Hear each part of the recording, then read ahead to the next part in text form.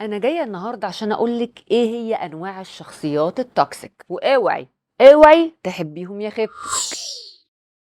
بس انا عايزه اسالك سؤال، هو الراجل التوكسيك هو اللي بيعلقك بيه ويخلع، ولا في انواع تانية؟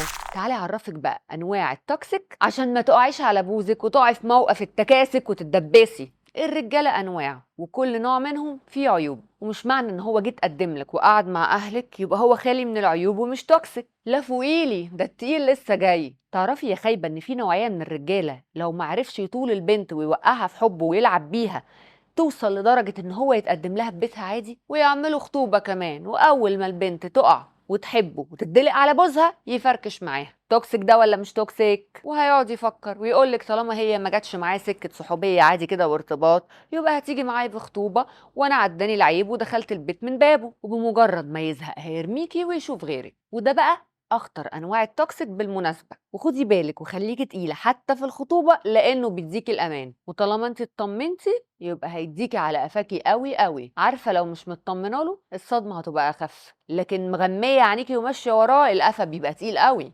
النوع التاني وده بقى بيخليكي تجري وراه طول الوقت، ويكلمك مره الصبح ومره بالليل زي المضاد الحيوي بالظبط، ما بيقولش كلمة حلوة غير بالقطارة، وما بيهتمش، الاهتمام دايما ماشي في طريق واحد من عندك انتي بس. وانتي طبعا اتدبتي على بوزك ومستحملاه هو ورخمته عشان كلها كام شهر هتتخطبوا وتتجوزوا. والمشكلة بقى ان في بنات طيبة وغلبانة والطريقة دي بتخليهم يتعلقوا اكتر بالراجل، ودي كارثة لان الرجالة ما بتصدق وبتسوق فيها. ونيجي بقى للتوكسيك التالت المسمى بالنسوانجي، اتخطبتوا واتجوزتوا وامنتيله بس هو من البداية توكسيك ونسوانجي وبتاع بنات، وانتي مع ذلك كنتي هتموتي عليه، ومن شهر العسل هيرجع يعرف عليكي واحدة واتنين وعشرة، ومش بعيد يسيبك نايمة في الأوتيل وينزل هو تحت يعطف ويلطف، واللي فيه طبع ما بيغيروش ويموت الزمار وصباعه بيلعب. ونيجي على التوكسيك بقى اللي بيدمر ثقتك في نفسك ويحسسك انك ولا حاجة من غيره، وان حياتك هتقف وتتدمر لو هو مشي، وانه اهم شخص في المجرة والبنات هتموت عليه